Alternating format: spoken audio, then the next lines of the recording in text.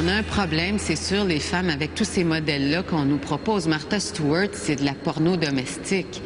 Et on se vautre là-dedans en se disant, ben un jour, je réussirai à tout faire concorder, les assiettes vont matcher avec les rideaux, puis la maison va être impeccable, et puis ma jupe va être assortie avec la couleur des légumes dans l'assiette. Puis bon, enfin, il n'y a pas de fin à ça, hein.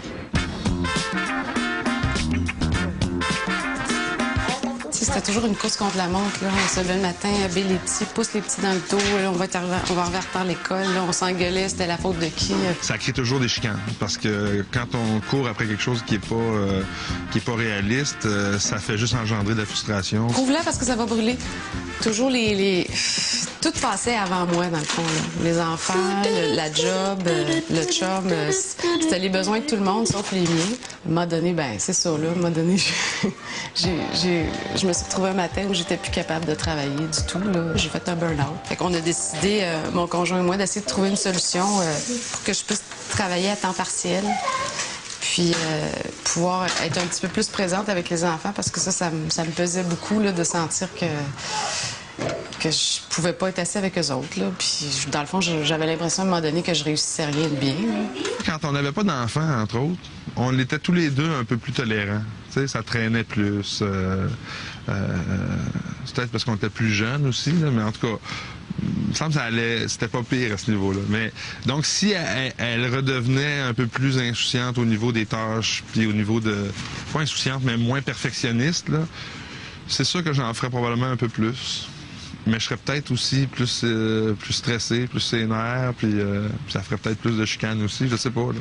Moi, dans le fond, la job que je faisais avant, j'aimais beaucoup ce que je faisais, puis ça m'apportait beaucoup de reconnaissance. Puis j'en ai besoin de ça, de la reconnaissance, là.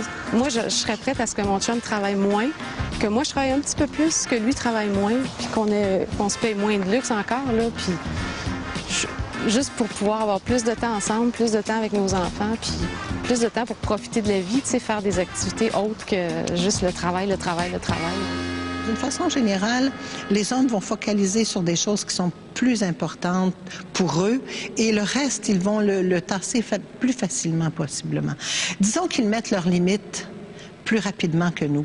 Nous, des fois, et particulièrement quand on a appris à faire plaisir à tout le monde et à être parfaite, c'est nier les limites. Quand on s'engage dans cette voie-là, c'est parce qu'on nie qu'on a des limites comme être humain. C'est pas vrai qu'on est capable de faire plaisir à tout le monde tout le temps. Ça tient pas debout.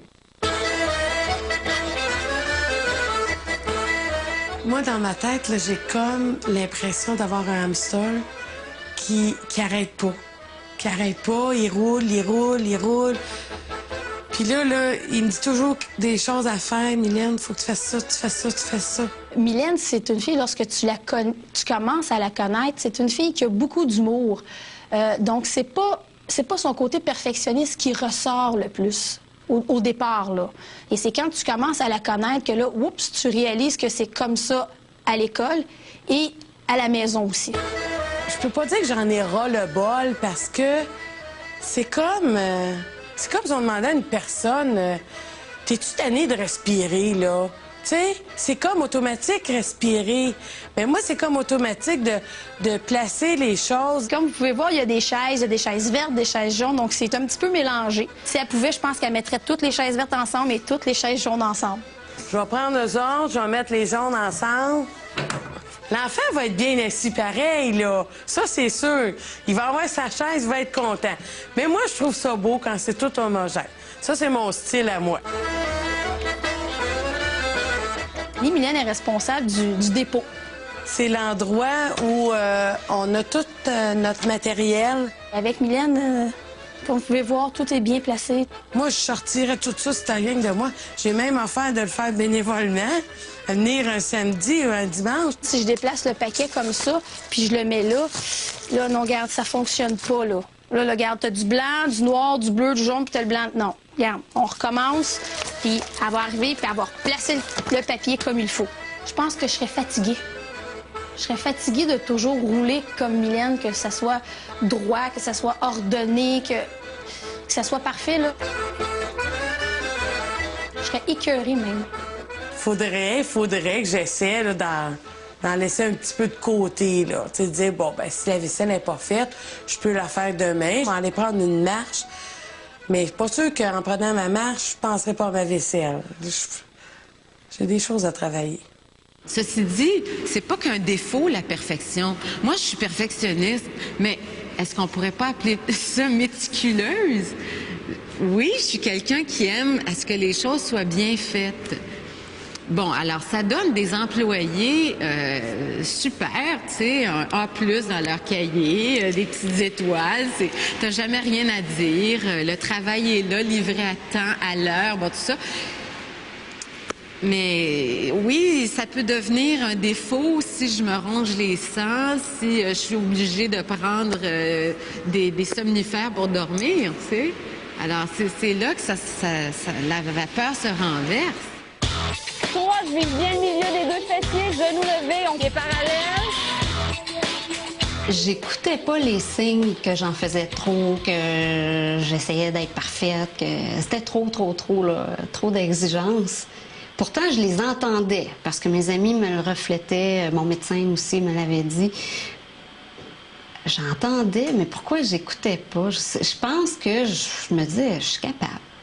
Je suis capable, je vais le faire. J'ai une espèce de sentiment d'invincibilité. Les femmes d'aujourd'hui ont quelque chose à prouver, vous voyez? C'est un peu la rançon de leur succès, à prouver qu'elles sont méritantes, elles sont à la hauteur, n'est-ce pas? Puis on le voit, par exemple, vous savez, les jeunes filles sont les plus performantes en ce moment à l'école, beaucoup plus performantes que les garçons.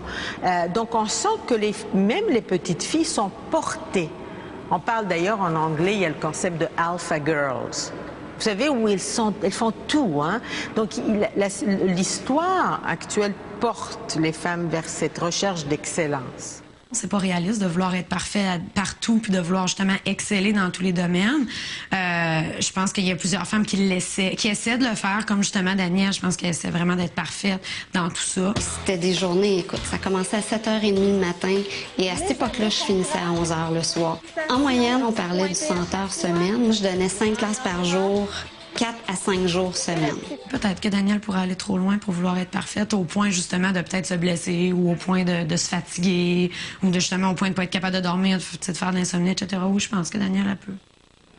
Sur un plan strictement raisonnable, quand on demande à ces personnes-là, est-ce que tu crois que c'est possible que tu fasses tout, toujours à la perfection? Il n'y a personne qui dit, oui, c'est possible. Non, c'est pas possible. Alors, si c'est impossible, qu'est-ce que j'essaie de faire?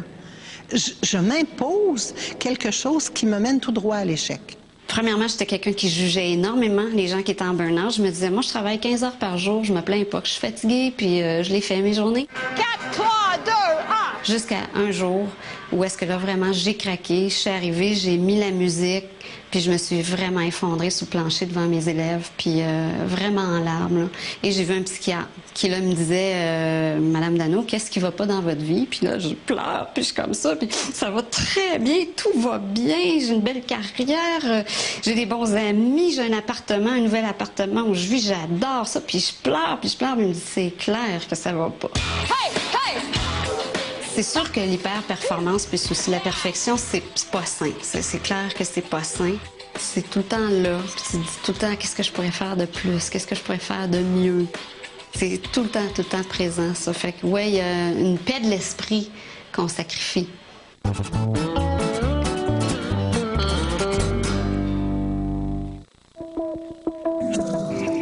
Même si notre réalité est totalement différente de celle de nos mères, nous n'arrivons toujours pas à nous libérer de notre désir de correspondre à un certain modèle de femme parfaite, sorti tout droit des années 1950. Jusqu'à quel point la télé et les magazines ont une influence sur nous? Selon Nathalie Collard, les femmes sont en effet constamment bombardées d'images de femmes idéales. Journaliste, analyste des médias et auteure, Nathalie Collard est aussi une fine observatrice des comportements de ses contemporaines.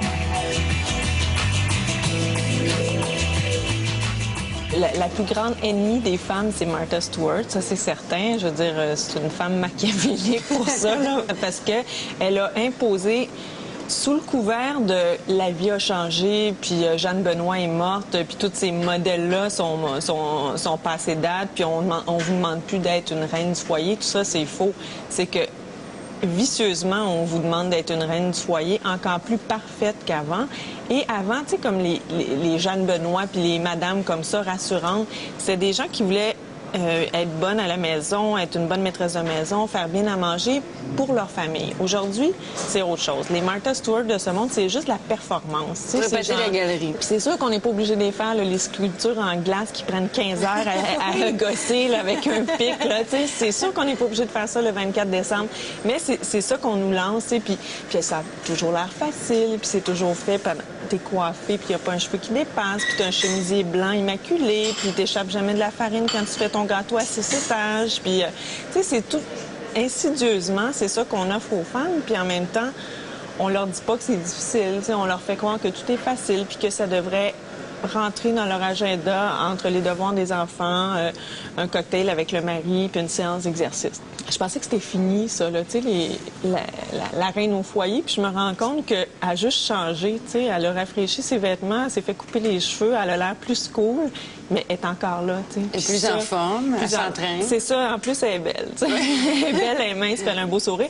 Mais c'est que ce modèle-là, on s'en est pas débarrassé, puis ça, moi, ça me sidère, je comprends pas. Je pensais que c'était fini, tu sais. Moi, j'attends encore le roi au foyer. Parce que le discours de « oui, mais les filles, on vous demande pas ça, soyez plus dans le lâcher-prise, soyez moins perfectionnistes », mais il fait l'affaire aussi des gars. Parce que ça fait l'affaire des gars de rentrer chez eux et que ça sente pas la couche sale et que l'évier, justement, soit propre. Il y a toute une guerre qui se joue et qui est paradoxale aussi à ce titre-là. Oui, moi, je trouve que c'est un discours qui m'énerve un peu parce que souvent, les gars vont dire... bon, c'est pas important, c'est pas si grave que ça. Mais en disant ça, qu'est-ce qu'ils disent? Ils disent que tes valeurs ou tes objectifs ou les choses qui comptent pour toi, par exemple, que tes enfants mangent bien, qu'ils dorment bien, qu'ils étudient bien ou, bon, qu'ils soient polis à table. C'est comme s'ils disaient, ben c'est pas important, finalement, ça compte pas ce que tu fais. Il n'y a pas de valeur à ça, puisqu'on peut laisser faire une journée sur deux. C'est pas vrai, ça, puis c'est insultant même. Est-ce que les femmes expriment leur ras-le-bol par rapport à la course à la perfection? Bien, c'est assez paradoxal. Elles l'expriment un peu. Prends un magazine féminin, par exemple. Tu vas avoir un article qui dit « Les femmes en ont ras-le-bol de la quête de la perfection », puis après ça, tu as une page déco, une page recette, une page maquillage, une page exercice. Alors, c'est comme... On n'est pas tout à fait là encore. T'sais, on a une espèce de comportement un peu contradictoire. T'sais, on dit qu'on est tanné, mais on continue. Il y a une espèce de surenchère, de compétition malsaine qui fait que de dehors, on a toute la petite clôture blanche, puis les vitres nettoyées, puis la maison, la belle maison, puis ça sent la dinde de l'Action de grâce quand tu rentres dans la maison. C'est pas vrai, là. C'est un décor, puis c'est pas ça la vie. Puis ça, ce jour-là, le jour où les femmes vont se dire ces choses-là, mon Dieu, la tension va baisser, puis... on va passer à autre chose, puis cette autre chose-là va être pas mal plus intéressant, je pense. Les médias tenteront toujours de nous proposer des images de femmes stéréotypées. À nous de ne pas tomber dans le piège de vouloir nous y conformer. Je pense que c'est vraiment motivé par un sentiment de ne pas être assez. De toujours prouver qu'on est capable d'en faire plus, d'en faire beaucoup. C'est un scandale, ces images-là qu'on voit dans les magazines de femmes. Je me dis, quelque part, c'est pas étonnant qu'il y ait des femmes qui soient désillusionnées quand ils tombent dans la réalité. Là. Puis de véhiculer cette image-là, je trouve que ça met une pression incroyable sur les femmes. Puis ça m'écarte. Je dirais que ça m'écarte. J'ai jamais voulu d'enfant et ça a été clair pendant que j'étais au bac en danse. J'avais 18, 19 ans, 20 ans. Parce que je voulais pas perdre mon corps. Qu'est-ce qui m'empêche de décrocher? Peut-être le regard des autres vis-à-vis moi, vis-à-vis comment je vis. Je pense pas qu'on peut reprocher aux femmes de vouloir s'améliorer. Moi, j'ai dû lire 20 livres quand j'étais enceinte. Ma mère, je suis pas sûre qu'elle en a fait autant. Mais après ça, on nous reproche parce qu'on sait trop de choses, parce qu'on veut être meilleur. Non, on peut pas. Les gars peuvent pas se retourner puis nous dire, ben là, relax, tu sais, prends ça mou un peu. Bon, non. Ça, c'est un bateau dans lequel on est tous embarqués, tu sais. Alors, je pense qu'il faut en assumer des conséquences aussi tous ensemble. Moi, je laisse les gens rentrer même si la maison est bordélique, mais il faut toujours que je m'excuse. Excusez le bordel, comme si c'était de ma faute, là.